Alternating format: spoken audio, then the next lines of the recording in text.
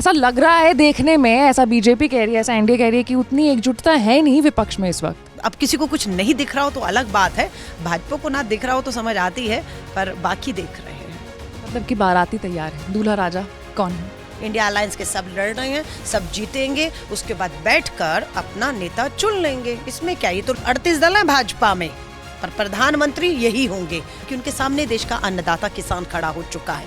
MSP पे कानून नहीं है, आय दुगनी नहीं है, कर्ज माफ नहीं है, आत्महत्याएं हो रही हैं और भारी जीएसटी कर जो है कृषि उपकरणों पर लगा दिए। आज एबीपी लाइव में हमारे साथ एक खास मेहमान है, कांग्रेस नेता अलका लांबा जी।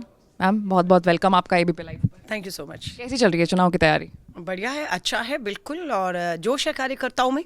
राहुल जी की पहले भारत जोड़ो यात्रा, फिर भारत जोड़ो न्याय यात्रा, 10,000 किलोमीटर की यात्रा, देश के कहते हैं दक्षिण से उत्तर, पूर्व से पश्चिम, पूरा कांग्रेस का कार्यकर्ता इस समय शक्ति से भरा हुआ है। खबरें आ रही हैं कि आप इस साल चुनाव लड़ने वाली हैं, तो क्यों ना, मौका है और दस्तूर भी, एबीपी के माइक आईडी पर आप बड़ी घोषणा कर दें।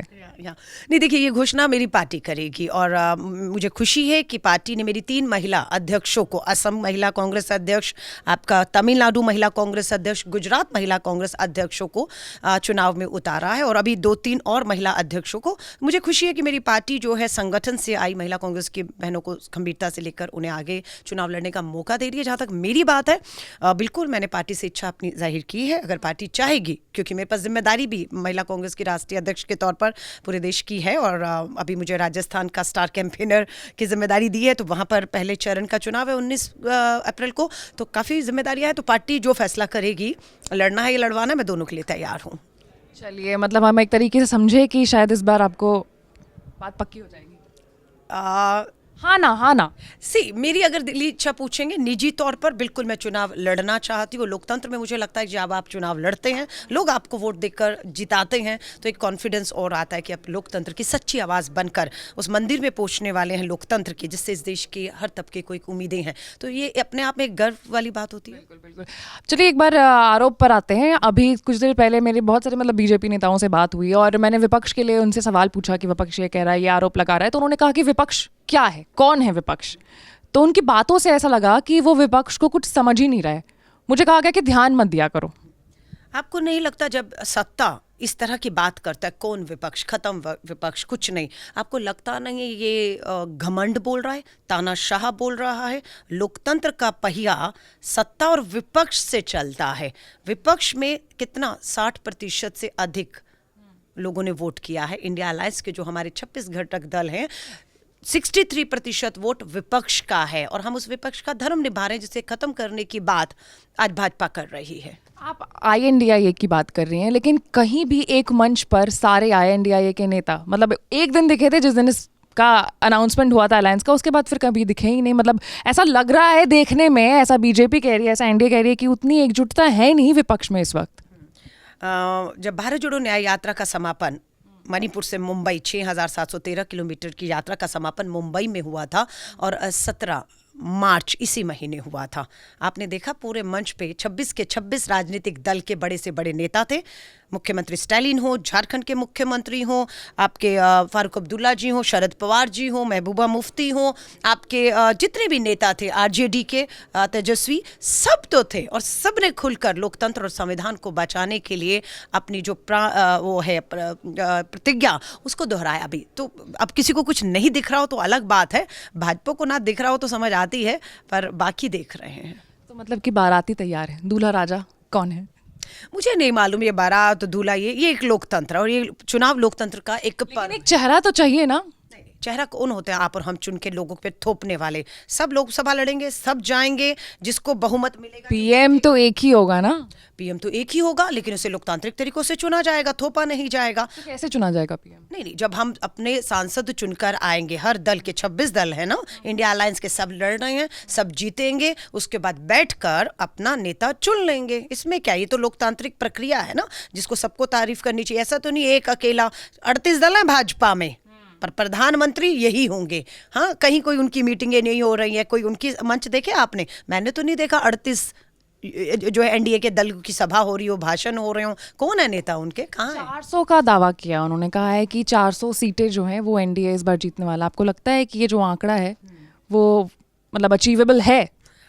ये अचीवेबल सिर्फ कांग्रेस के लिए था, जो हमने इतिहास में साबित भी किया।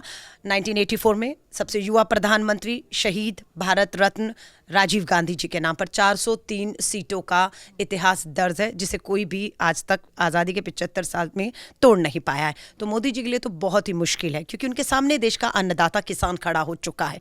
एमएसपी पे कानून नहीं है, आय दुगनी नहीं है, कर्ज माफ नहीं है, आत्महत्याएं हो रही हैं और भारी जीएसटी कर जो है कृषि उपकरणों पर लगा दिए। अग्निपथ भर्ती योजना लाके पक्की सेना की भर्ती खत्म करके शहीद से शहीद का दर्जा छीन लिया, कफन में तिरंगा छीन लिया आपसे। वो सेना की पक्की भर्ती मांग रहा है। बेरोजगारी की बात करेंगे, 2 करोड़ नौकरी देनी थी, 10 साल में 20 करोड़ युवाओं को नौकरियां देनी थी। आज सच्चाई है कि 80% युवा बेरोजगार घूम रहा है। अभी के कल के आंकड़े हैं।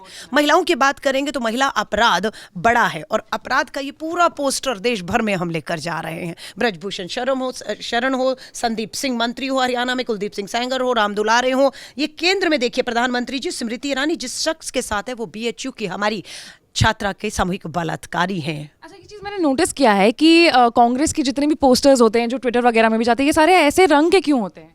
रंग मतलब ये लाल और काला ऐसा रंग क्यों होता है पोस्टर्स? नहीं, ये तो काला इसलिए भाजपा के कि एक धब्बा है। साक्षी मलिक को न्याय ना मिलना, एफआईआर ना होना, हाँ, बिल्किस बानो के 11 बलात्कारियों को छोड़कर वोट मंगवाना उनसे, हाँ, संदीप सिंह मंत्री बने हुए हैं, नाबालिग बेटियों के बलात्कारी हैं कुलदीप सिंह सेंगर, भाजपा के विधायक राम दुलारे, उम्र कैद की सजा हुई है। तो ये कलंक नहीं है तो क्या है? ये मोदी जी का परिवार है। हम पूछ रहे हैं, तभी तो वो आज तक सांसद है, तभी तो आज तक मंत्री है, तभी तो आज तक विधायक है, क्योंकि वो आपका परिवार है और देश का परिवार, आपके परिवार, इसके खिलाफ आधी आबादी लड़ रही है। चलिए अब एक बार सीटों के बारे में बात कर लेते हैं। बीजेपी ने तो ये कह दिया है कि 400 का उनका है, मतलब टारगेट अचीवेबल है उनके अकॉर्डिंग। INDIA क्या कहती है, कितनी सीटें? कांग्रेस कितनी सीटें? तो फिर कह रही हूँ, अभी चुनाव का पहला चरण शुरू हुआ है, 19 को मतदान होना है, 7 चरणों। पहले से आप लोग सीटों के बारे में कुछ भी नहीं कह रहे हैं कि इतना हमारा आएगा, मतलब एक होगा ना आपका अंदरूनी तौर पर भी आप लोगों ने आपस में बात की होगी कि इतने तो हमें टारगेट सेट किया होगा। टारगेट ये है कि हम भाजपा को 200 सीटों से नीचे रोकने में कामयाब हो रहे हैं। इंडिया अलायंस गठबंधन पूर्ण बहुमत की स्थिर ईमानदार 5 साल की सरकार बनाने जा रहा है, ये तय है। उदाहरण दे रही हूँ, दिल्ली के 7 सांसद हैं भाजपा के, 7 सांसद 2 टर्म से हैं, 6 की टिकट काट दी। क्यों काट दी? सर्वे ये बता रहा था कि भाजपा हार रही है, उन्होंने चेहरे बदल दिए। मीनाक्षी लेखी जी की उम्र नहीं थी मार्गदर्शन मंडल में जाने की, परवेश साहब सिंह वर्मा की उम्र नहीं थी मार्गदर्शन मंडल में जाने की, वरुण गांधी को मार्गदर्शन मंडल में डाल दिया आपने, है ना। सो यहाँ से दिखाता है कि ये हार की तरफ बढ़ रहे हैं। इसलिए उम्मीदवार बदलने से, है ना, आपका जो चरित्र है, जो आपके 10 साल का अन्याय का काल है, वो आप बदल नहीं सकते। वो इतिहास में दर्ज है, जिसको बदलने के लिए अब जनता सड़कों पर है।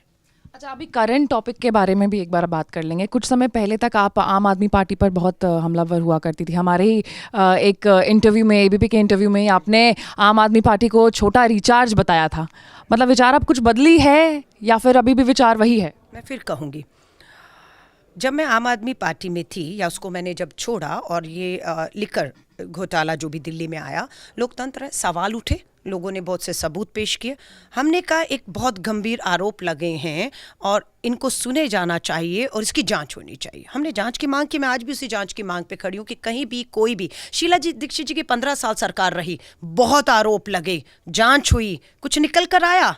आज भी शीला जी हमारे बीच में नहीं है, पर उनके सारा मंत्रिमंडल आज भी सक्रिय है। लवली जी तो प्रदेश अध्यक्ष बनकर बैठे हैं, कोई उनका कौन से मामले चल रहे हैं? झूठे आरोप थे, जांच हुई, क्लीन चिट मिली, कोई आरोप नहीं, कुछ नहीं। तो इसी तरह यहाँ पर भी जांच होनी चाहिए, हम आज भी कह रहे हैं, पर जांच के नाम पर ब्लैकमेलिंग हो रही है। बीजेपी का छोटा रिचार्ज बताया था आम आदमी पार्टी को। मैं फिर कह रही हूँ, बहुत बार ऐसा हुआ जब हम जहाँ चुनाव लड़ रहे हैं, बीजेपी से सीधे हमारी टक्कर है हिमाचल, है ना, और बहुत से और राज्यों में, वहाँ पर जब बीजेपी जा रही थी तो मैं मालूम था कि ईडी के मामले हो रहे हैं, दबाव बनाया जा रहा है, वो लोग कहीं उनका कोई आधार नहीं है, वो वहाँ जा रहे हैं। उस समय कार्यकर्ताओं में यह था कि इनके लड़ने से हमारा जो वोट है, बीजेपी के एंटी वोट, वो बढ़ता है।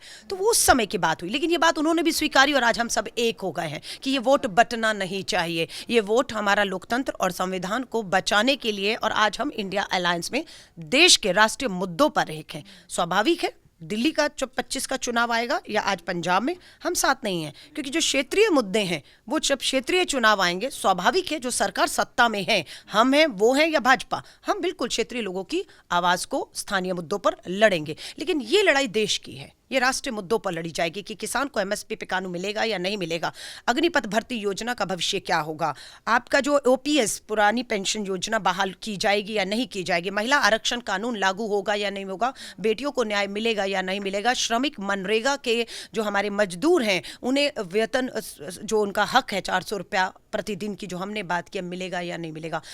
भागीदारी योजना के तहत हमने कहा है कि हम आते ही जातीय जनगणना कराएंगे। इस देश की 90% आबादी आदिवासी, दलित, ओबीसी और अल्पसंख्यकों की है, लेकिन आप देख रहे हैं कि एक ही तबके का जो राज है वो पूरे सरकार और प्रशासन पे है, बाकी लोगों के साथ जो संविधान का समान अधिकार है उससे वंचित रखा जा रहा है। तो हम इन मांगों पर 5 न्याय की बात राहुल गांधी जी ने की, युवा न्याय, नारी न्याय, भागीदारी न्याय, किसान न्याय और श्रमिक न्याय। हम 5 न्याय को लेकर और 5 न्याय 25 गारंटी को लेकर हम जनता के बीच में जा रहे हैं।